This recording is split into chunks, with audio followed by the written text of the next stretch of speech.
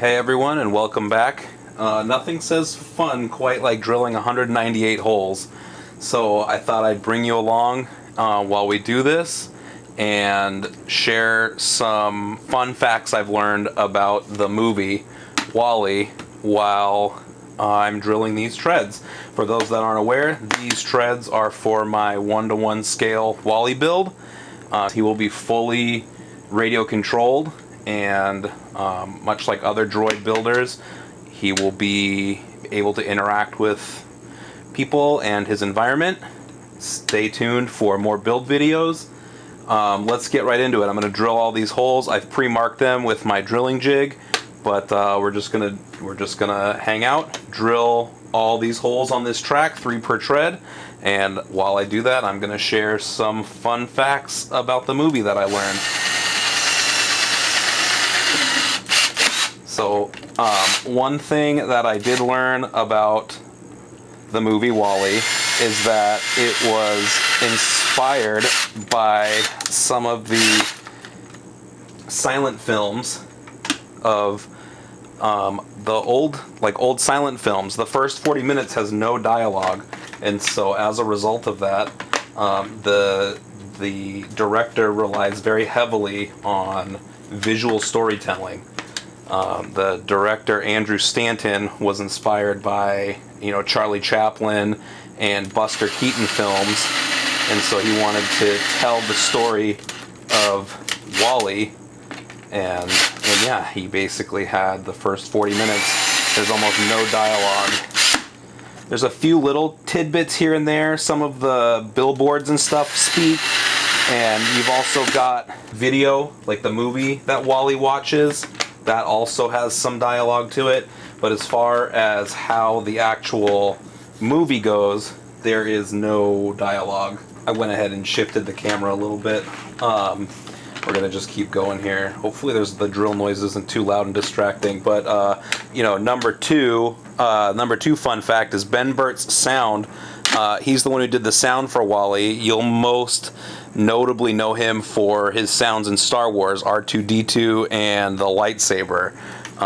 He's the one who came up with those. He blended the mechanical sounds with human emotions to create WALL-E, and so you can hear there's a lot of his inflection, a lot of WALL-E's emotions are very reminiscent of human inflections. So it's just kind of interesting what you can do with just sound alone to bring your point across.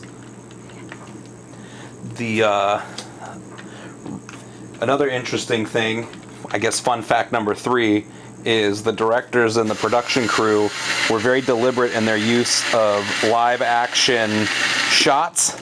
You've got for those that have seen the movie, which I would assume that you would if you're watching this, you've got the live action president, who's played by Fred Willard. He's he plays Shelby Forthright, the B&L CEO. They did that specifically for the contrast of what we would see as the live action movie versus the world that WALL-E is in, which is just again the stark contrast to how the world has evolved since, I guess, B&L sort of took over or ruined the earth, as you may say. So that's just kind of interesting. Fun fact number 4 is that WALL-E's eyes were inspired by a pair of Nikon binoculars.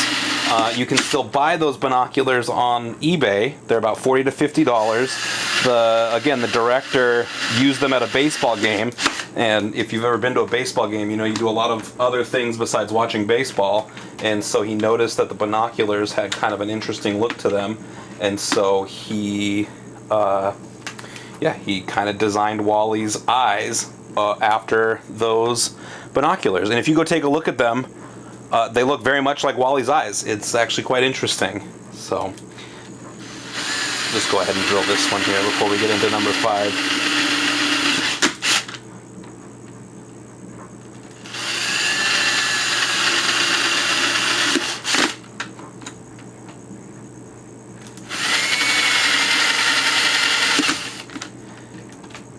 Number 5, fun fact. I guess this is kind of more an opinion, and if you're so inclined, you can go ahead and leave a comment on what you think about this. But the trash cubes are more or less, like in my mind, a metaphor for how people or humans have.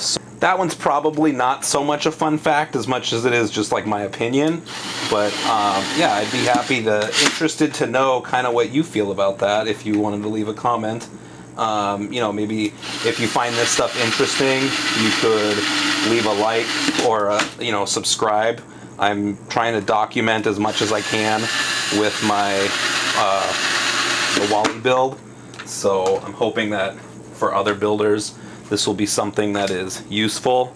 So I thought I'd try to start documenting as much as I can on this.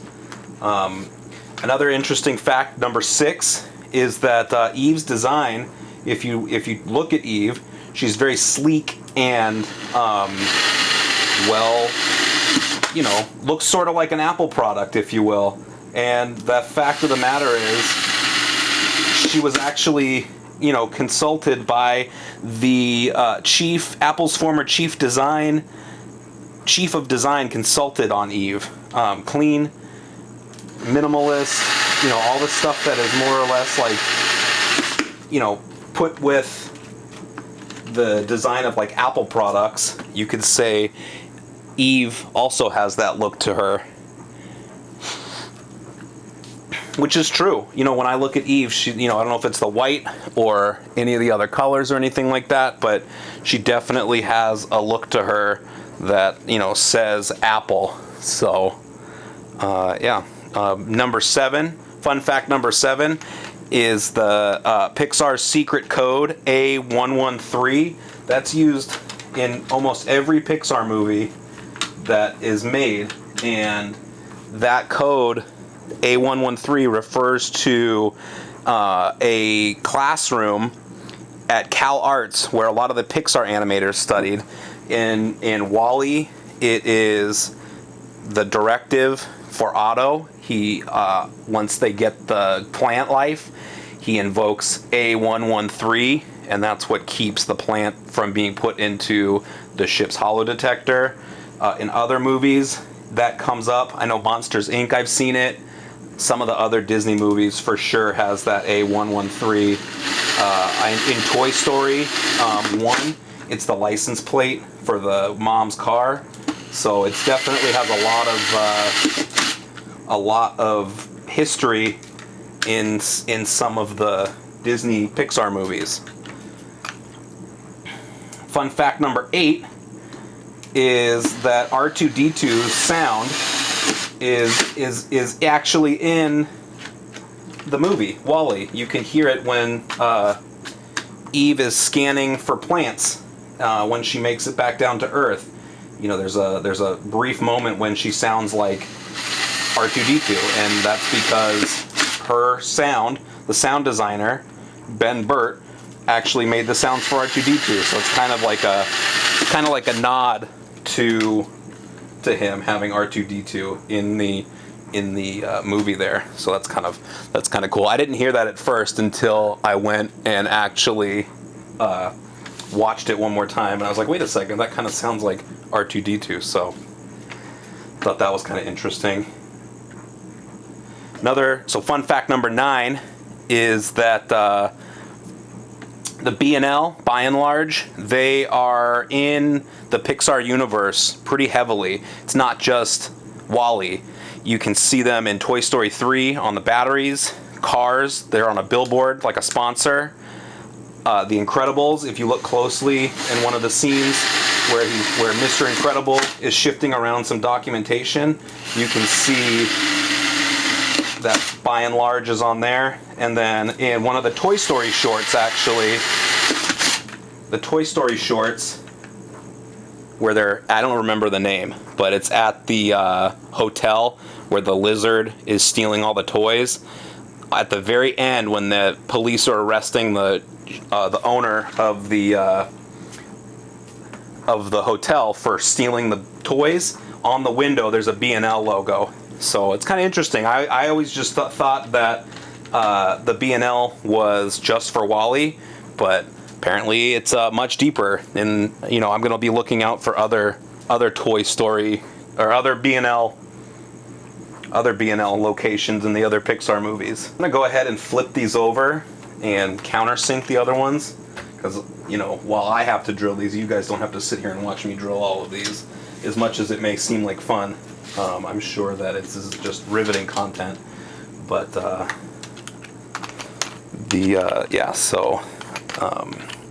put in my countersink bit here. We'll tell you about fun fact number 10, the last fun fact. The Wally Roach, his friend, he actually has a name, never spoken in the movie, but it is actually, known by the production crew as Hal, H-A-L, which can work on a couple different levels. You've got Hal, like from 2001, Space Odyssey. You've got Hal, but what I think, if you listen to the commentary of the movie, the director's commentary, they actually talk about how the production team named it after Hal Roach. His first name's Harold. He produced a bunch of shorts in the 1930s, born in 1892, and just made a bunch of silent movies. Again, going back to that silent movie theme at the beginning there, they named the Roach after him. Could also play on the 2001 Space Odyssey, Hal, instead of for the computer there. But yeah, I actually have the 3D printed version of Hal. I'm gonna go grab that right now. I'll be right back. Okay, so here is the Roach, Hal. I 3D printed him on my resin printer, the Anycubic Photon Mono X. He's pretty good size when compared to the tread there. This model is available on Cults 3D. It's a paid model. It's actually really good. It comes out really well. I really like it. I've printed 3 of them. Well, I printed a bunch, but I've sent off a couple to some other builders. But the wires are just some piano wire, like 29 thousandths thick piano wire. I drilled some little holes and then super glued them in. We'll end up painting them. Get future video, I will indeed be sharing that process as well. We'll just put him right there. You can see he's a really cool model. Looks really great. Painted up, he's gonna look amazing. So, yeah, it's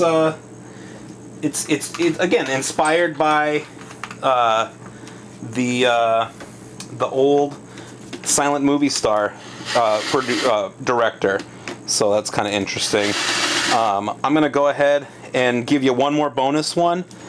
This one's kind of cool. Again, I'm an engineer, so this is the kind of stuff that, like, when I look at movies, I see this kind of stuff and think, well, how did they determine that? WALL-E's recharge time, when he is, put into the sun and he has to recharge, Pixar actually consulted with some engineers to figure out how long a robot like WALL-E would need to recharge, given his solar panel size and roughly how long he would need to work. And so yeah, they consulted engineers and figured out his recharge time based on the size of the solar cell. And you can actually, like, on-screen time is like 30 seconds of on-screen time for his recharge. And that's, again, the production team was deliberate in that amount of time to figure out how long he would actually need to recharge. So I think that's kind of cool, because that's the kind of stuff, like, I notice. It's like, oh yeah, like, as an engineer, it's just, stuff that I notice. So anyways, that's, I guess, 11 fun facts for WALL-E. I'm gonna go ahead and finish off these last couple holes here. I will, maybe I'll put in like a time lapse or hyperlapse so I actually drilled them all. But what's gonna happen next after I drill these, the next video I put out is gonna be dyeing these tracks, because they are not gray, they are the brown. And so I'm gonna go through the process for dyeing them, so keep an eye out for that video. So with that, I will leave you to it. So I still have a lot of holes to drill. I didn't even get through half of them, but I thought I would just share some of those facts while I'm out here working. So thank you. Please take a moment to like, subscribe, and leave a comment. And thanks again.